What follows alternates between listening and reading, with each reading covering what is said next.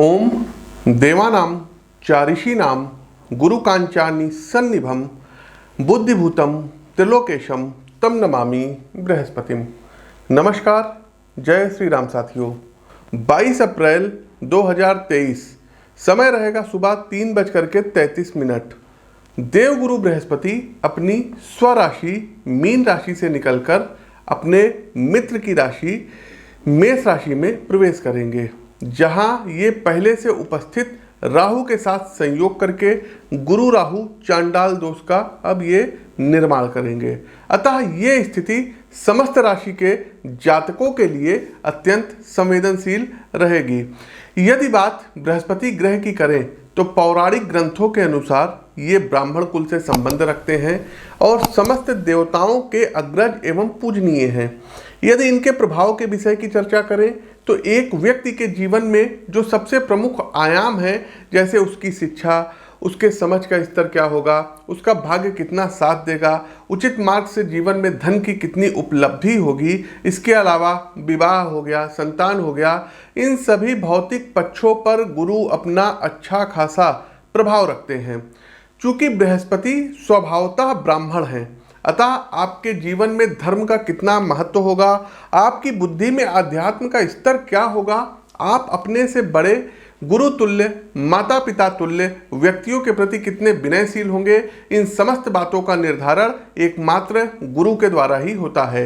एक बात आपकी जानकारी के लिए और बता दें दर्शकों कि देवगुरु बृहस्पति 4 सितंबर को मेष राशि में ही वक्री भी होंगे। प्रिय दर्शकों, यदि आपकी जन्म कुंडली में बृहस्पति उचित स्थान पर सकारात्मक प्रभाव में उपस्थित हैं तो आप जीवन में एक सशक्त मार्गदर्शक बनकर उभरेंगे या मोटिवेट स्पीकर बनकर उभरेंगे। आपके विचार न सिर्फ आपके कुटुंबियों को बल्कि समाज को भी एक नई दिशा व दशा प्रदान करेंगे।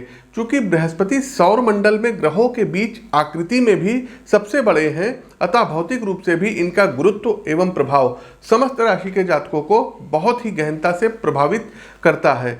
तो साथियों, आइए जानते हैं कि मेष से लेकर के मीन राशि के जातकों पर देवगुरु बृहस्पति के गोचर का क्या प्रभाव पड़ेगा, आवश्यक उपाय क्या हैं। साथ ही साथ आपकी जानकारी के लिए बता दें कि प्रस्तुत राशिफल आपकी चंद्र राशि व आपकी नाम राशि दोनों पर संयुक्त रूप से आधारित है और दोनों को मानक मान करके बनाया गया है। इसके साथ दर्शकों, मेष राशि में जब देवगुरु बृहस्पति का गोचर होगा तो देवगुरु जहाँ पर बैठते हैं वहाँ से अपनी पंचम दृष्टि अर्थात सिंह राशि को देखेंगे, अपनी सप्तम दृष्टि अर्थात तुला राशि को देखेंगे और अपनी नवम दृष्टि अर्थात धनु राशि, जो कि इनकी मूल त्रिकोण राशि है, उस पर ये दृष्टि देंगे। तो बृहस्पति की 3 दृष्टियां होती हैं और आपके जन्म कुंडली में तीनों हाउस को ये प्रभावित करेंगे। इसीलिए कहते हैं दर्शकों कि अपनी जन्म कुंडली का विश्लेषण अवश्य करवाया करिए। यहीं लखनऊ में रहते हैं तो यदि आसपास के क्षेत्र से हैं, आप लोग हमसे व्यक्तिगत तौर पर मिल करके अपनी कुंडली का विश्लेषण करवा सकते हैं।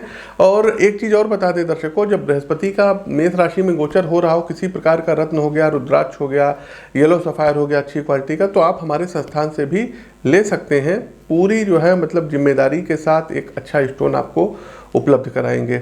आगे बढ़ते हैं साथियों, और राशि चक्र की जो प्रथम राशि आती है, आगे बढ़ते हैं कन्या राशि। आप लोग लाइक करते चलिए, शेयर कीजिए। कन्या राशि के प्रबुद्ध जातकों, देवगुरु बृहस्पति का गोचर आपके 8वें भाव में हो रहा है।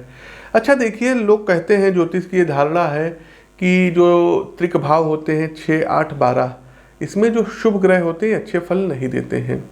लेकिन साथियों, एक चीज़ हम आपको बताएं कि अष्टम भाव में देवगुरु बृहस्पति यदि चले जाते हैं तो व्यक्ति को बहुत ज़्यादा आध्यात्मिक बना देते हैं। अष्टम भाव में देवगुरु बृहस्पति बहुत अच्छा एस्ट्रोलॉजर ज्योतिषी बना देते हैं, वाक सिद्धि करा देते हैं। तो ऐसा कोई जो है डरने की ज़रूरत नहीं है।